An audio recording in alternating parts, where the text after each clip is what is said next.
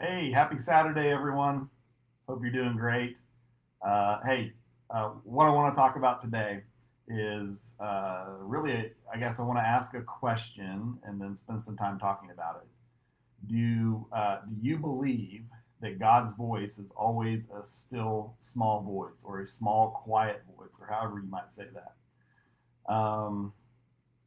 I think I want to challenge that idea and say, no, I don't think it is. And I want to talk to you about that for a minute. As you can see, yesterday got a bunch of work done around the house, got another workout in, started adding weights in. I'm so stinking sore today. Um, I'm finding that the older you get, if you let yourself get out of shape, the restarting is really, really painful. But it's good. So I'm getting back into it. Yesterday I went and got my wig busted. So anyhow, what got me thinking about this was I got up a little bit about 6:30 this morning. Went out on the back porch. There was a nice breeze this morning, and was just sitting there, kind of doing my quiet time, reading the Bible, praying, talking to God, listening to God, and was having a really great morning. Was hearing from God quite a bit, writing down what I sensed that He was saying to me, and been out there for I've probably been out there an hour, but I was right in the really deep into listening to God and writing, trying to keep up with what I heard Him saying. And about that time, my wife came out, and the dog came out, and two of the kids came out, and all of a sudden there was all this noise. Um, and so this made me think about this. I was like, golly, what a I love my wife. I'm glad she came out on the porch to sit with me, but right in the middle of when I was really hearing from God, so I was a little frustrated by that. But what I found was I was able to, even with all that noise going on, I was able to focus and continue to hear from God, and it didn't stop. I want you to see. Here's what I wrote just this morning while I was sitting there talking to God, listening to Him, and writing down what I heard Him saying. So even with that noise, I was still able to listen to Him. And that goes against what most of us are taught. Most of us are taught that you have to get into this solitude and silence and quiet everything down, no distractions, because God's voice is this still small voice. That's how God talks. And so if we're going to hear Him, we have to remove all distractions and get completely quiet and completely still. And one of the reasons that I find that people don't hear God's voice is because they believe that's how it has to be in order to hear God's voice. And I don't know about you, that is very difficult for me to do. It's also very difficult for me to find chunks of time where I can even do that. So, yes, I get up earlier because I want some of that quiet time. And I do think the quiet and the solitude are important. I actually think that's a biblical principle that we need to have those places in our life where we are quiet and still and calm and we're in solitude. Those are important. But I think we're in trouble if we think that that's the only time that we can hear God's voice. Because sometimes for me, when I need to hear His voice most is in the middle of the chaos and the noise and the craziness. That's when I most need to hear God's voice sometimes. So I think it's important for us to think that through and think, well, is God's voice really always a still small voice? No, I don't think so. So um, where do we get that? Well, that comes from the story of Elijah. So, in a single instance in the Bible, there was a story about Elijah, and it was where he had just gone through this amazing. Like, you need to go read the story if you don't know the story. Excuse me, but it's found in 1 Kings 19, and incredible story. God showed up and did some incredible things, and I think what happened was God really made a big show of His power and His presence, and um, really showed up for Elijah. And then not long after that, Elijah is hiding in fear in the mountains, and it's there where it says that there was, a storm and a wind and an earthquake and all these things, and God was not in any of that, but God was actually this still small voice. And so I think the point there was for Elijah, what God was trying to show him was, Elijah, I'm with you all the time. It's not just when I show up in these big, spectacular ways. It's actually this very personal, intimate relationship that I have with you that I show up there too, right? I'm with you all the time. And so I don't think we can take that story and say that's how God's voice always is, that it's always a still small voice. In fact, here's what I would say. I think there's plenty more examples of where God's voice is loud and powerful and some things like that. So I'm going to put these in the description for my video, but I wrote some of these down. So sometimes God's voice is not always quiet. Sometimes it booms like the sound of a lot of water or rushing water. Think about a flood. If you've ever been near a big river when it's flooded, how loud that is. And I gave you some places where you can look that up in the Bible if you're interested. Sometimes it can be like thunder or is thunder. Sometimes it can be loud trumpets. And sometimes it's not always gentle. Sometimes it's God's voice bringing a rebuke, right? Or correcting somebody or calling somebody out. Again, I don't think that's always the norm, but that is what happens. So, and then I'd also say this is we also need to be clear that when we talk about God's voice, most people have never heard an audible voice. Like there's not actually sound waves going through the air that you're hearing. It's actually, I think the way we would say it is we hear his voice spiritually. We hear it in our mind and in our heart. It's a spiritual listening.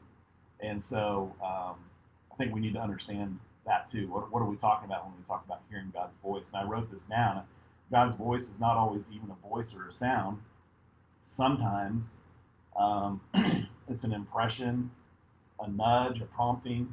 Excuse me. It's imagination. God uses our imagination. Actually wants us to use our imagination. We're going to talk about that soon. That we really made that a bad thing. It's not. Our imagination, even a dream. This isn't common for me, but I've actually had God actually speak to me in a dream a couple times or through a dream. So it can be other things as well. But here's what I wanted to tell you. I've got a great story to kind of make this point. But what I would encourage you to do is I do think that to begin to listen to God and hear God's voice, you probably do need to practice that in the quiet and in solitude and in stillness, and to be able to remove all the distractions and be able to actually just focus and hear only God's voice. Okay, and I do encourage you to write it down. We'll talk about some practical tools. That's one of them. Write it down. Write down what you begin to hear God saying through your mind and your heart as you ask him questions. But what I've learned is that if you practice in the quiet, then you'll be able to hear him in the noise. You'll grow in that, and you'll be able to hear him in the noise and the chaos eventually. So an example I have is I believe when I was a freshman at our school, we got a new basketball coach our freshman year, and his name was Coach Kilpatrick, and he was a cool guy, funny guy, kind of a quirky guy, but he always wore dress shoes, with the hard sole on the bottom. And so whenever he wanted your attention or whatever he wanted to say something, he would slap his foot. He'd slap his foot on the gym floor, and you would just hear that smack, right? And so that happened all the time, and we knew when we heard that sound, our head had better snap, and we better look at him and see what he wanted.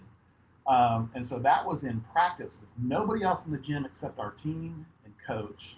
We learned to listen for that sound.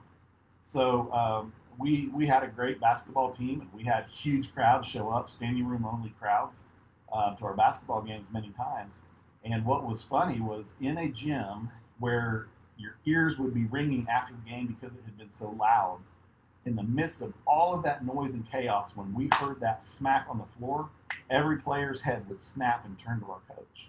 It's 11 Why o'clock. was that? Well, that was because we learned how to hear that. We were trained to hear that in the quiet in practice, so that in the game, in real life, when the noise and the chaos and the craziness is going on, we could pick that noise out in an entire gym. And I got to thinking about that one day. I thought about almost every coach I've ever had, even coaches that didn't smack their foot on the floor, coaches, just their voice. You learned and trained and were able to tune in.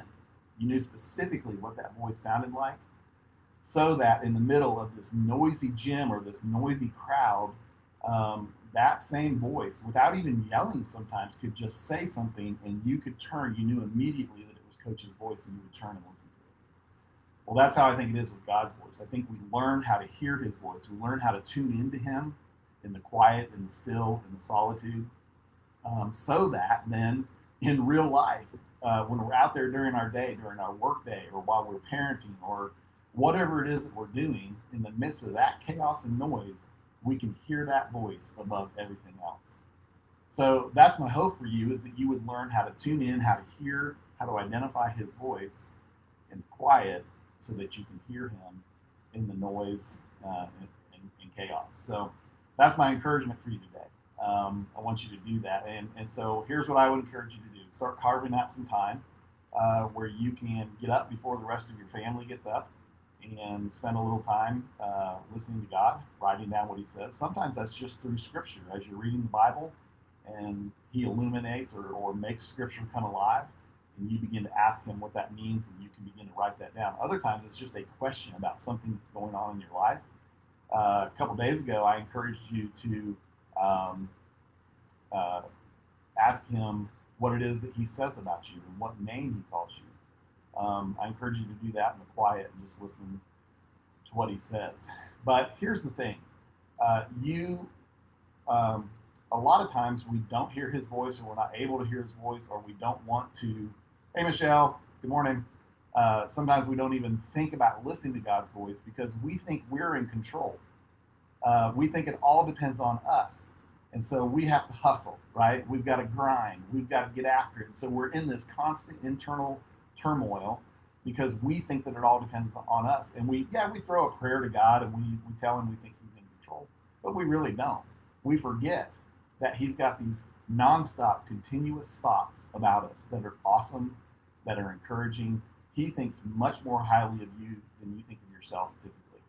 And so we need to be tuning into him if we really believe that he's in control and that he loves us, that he has our best interest in heart, and he's the one who made you to be who you are and to do what he designed you to do. And so if we really want to take the pressure off of ourselves and get rid of the anxiety and the fear and that constant inner turmoil and that constant striving to accomplish, the way to do that is to really trust that my Creator loves me, has a great plan, that he's in control, and that he does want to talk to me. And I learn to do that in the quiet so that I can identify and tune into that voice in the noise and in the chaos. So again, a little longer than I wanted to be today. I hope that's some great weekend encouragement for you. Love to hear your comments, questions, thoughts in the comments, or call me or message me. I love to talk about this stuff. So have a great Saturday. We'll see you later.